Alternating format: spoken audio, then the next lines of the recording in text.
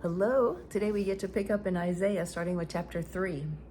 For behold, the Lord God of hosts is taking away from Jerusalem and from Judah support and supply, all support of bread and all support of water, the mighty man and the soldier, the judge and the prophet, the diviner and the elder, the captain of 50 and the man of rank, the counselor and the skillful magician and the expert in charms. And I will make boys their princes, and infants shall rule over them.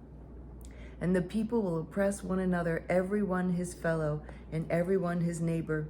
The youth will be insolent to the elder, and the despised to the honorable. For a man will take hold of his brother in the house of his father, saying, You have a cloak, you shall be our leader. Oof. And this heap of ruins shall be your rule. In that day he will speak out, saying, I will not be a healer. In my house there is neither bread nor cloak. You shall not make me leader of the people. For Jerusalem has stumbled, and Judah has fallen, because their speech and their deeds are against the Lord, defying his glorious presence. For the look on their faces bears witness against them. They proclaim their sin like Sodom. They do not hide it. Woe to them, for they have brought evil on themselves. Tell the righteous that it shall be well with them, for they shall eat the fruit of their deeds. Woe to the wicked, it shall be ill with them, for what his hands have dealt out shall be done to him. My people, infants are their oppressors, and women rule over them. O my people, your guides mislead you, and they have swallowed up the course of your paths. The Lord has taken his place to contend. He stands to judge people.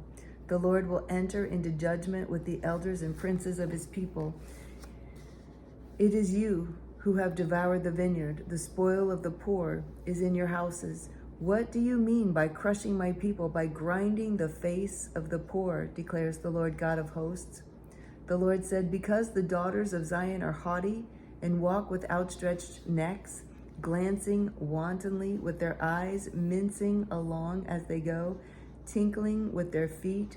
Therefore the Lord will strike with a scab the heads of the daughters of Zion, and the Lord will lay bare their secret parts. In that day, the Lord will take away the finery of the anklets, the headbands, and the crescents, the pendants, the bracelets, and the scarves, the headdresses, the armlets, the sashes, the perfume boxes, and the amulets, the signet rings and nose rings, the festal robes, the mantles, the cloaks, and the handbags, the mirrors, the linen garments, the turbans, and the veils.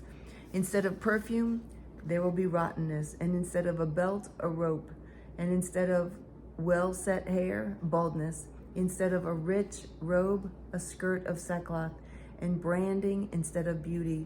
Your men shall fall by the sword, and your mighty men in battle, and her gates shall lament and mourn. Empty she shall sit on the ground. Chapter 4.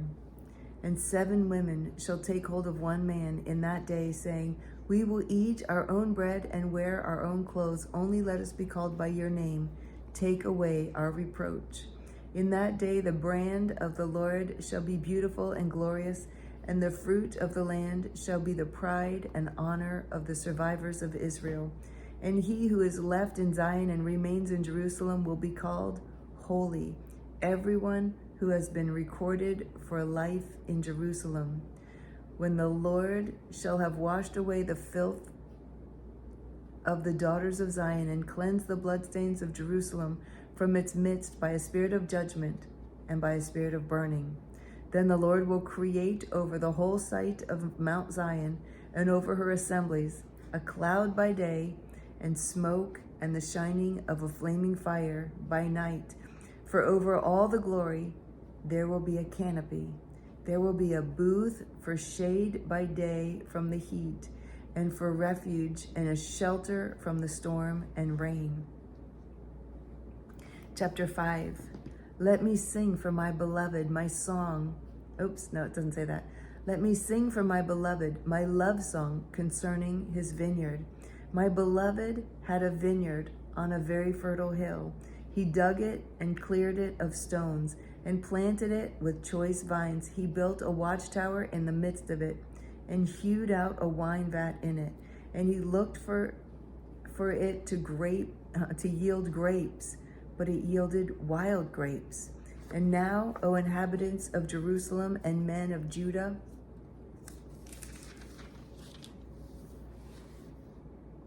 judge between me and my vineyard. What more was there to do for my vineyard, that I have not done it? When I looked for it to yield grapes, why did it yield wild grapes? And now I will tell you what I will do to my vineyard. I will remove its hedge, and it shall be devoured. I will break down its wall, and it shall be trampled down. I will make it a waste. It shall not be pruned or hoed, and briars and thorns shall grow up.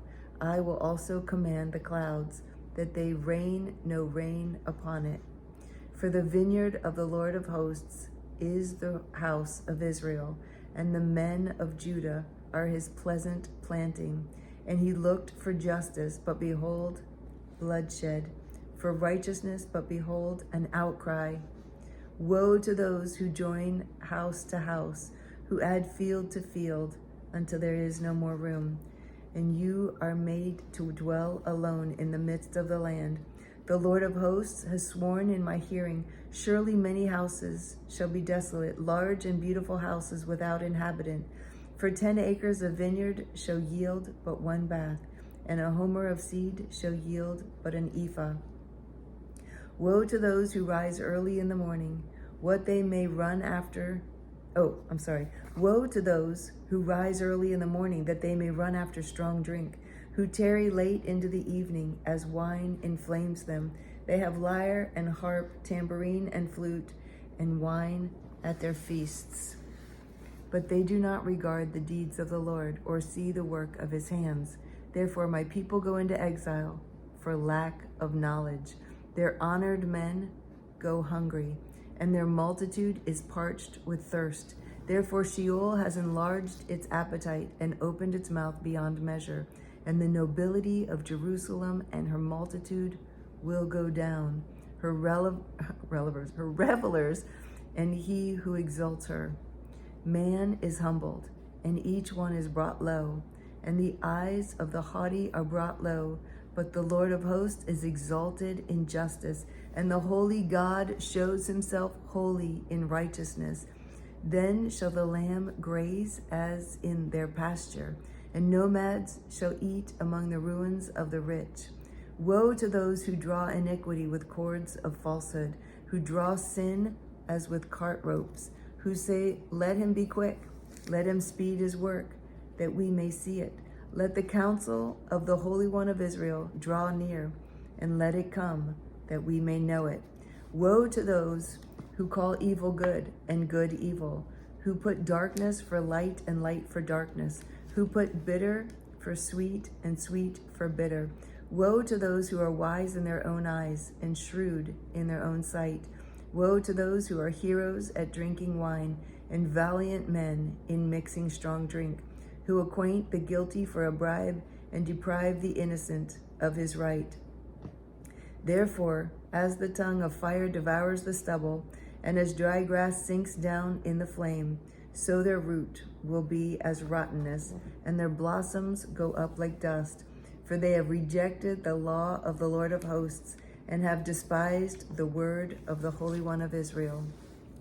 Therefore the anger of the Lord was kindled against his people, and he stretched out his hand against them, and struck them, and the mountains quaked. And their corpses were as refuse in the midst of the streets. For all this his anger has not turned away, and his hand is stretched out still. He will raise a signal for nations far away, and whistle for them from the ends of the earth. For behold, quickly, speedily they come.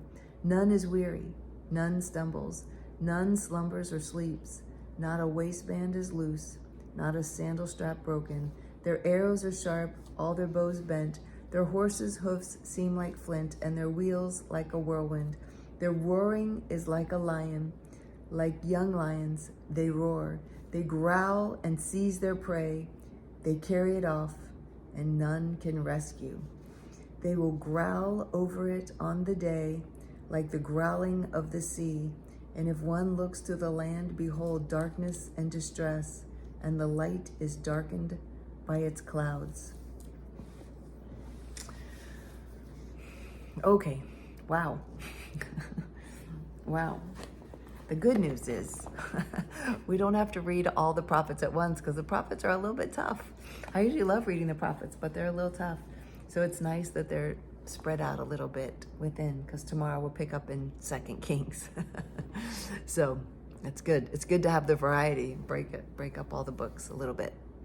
So thank you for joining me. I look forward to reading with you again tomorrow. I love you so much. Bye.